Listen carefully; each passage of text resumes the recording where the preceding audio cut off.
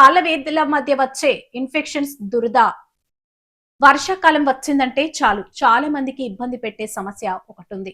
వర్షాకాలపు తేమ వాతావరణానికి కాలి వేళ్ల మధ్య ఇన్ఫెక్షన్ వస్తుంది. దీంతో పాటు దురద ఎక్కువై అసౌకర్యంగా ఉంటుంది.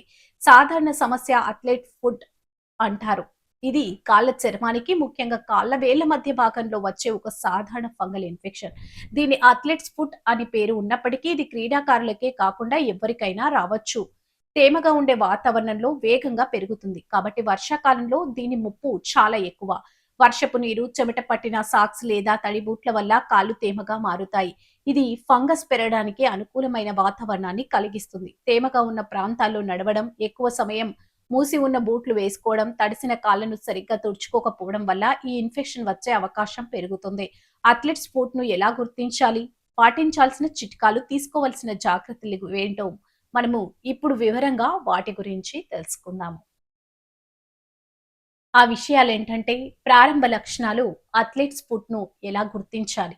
ఈ ఇన్ఫెక్షన్ మొదట్లో తేలిగ్గా అనిపించున్నప్పటికీ చికిత్స తీసుకోకపోతే తీవ్రతరం అవుతుందని, తీవ్రమైన దురద లేదా మంట ముఖ్యంగా కాలి వేళ్ల మధ్య భాగంలో ఎక్కువగా ఉంటుంది.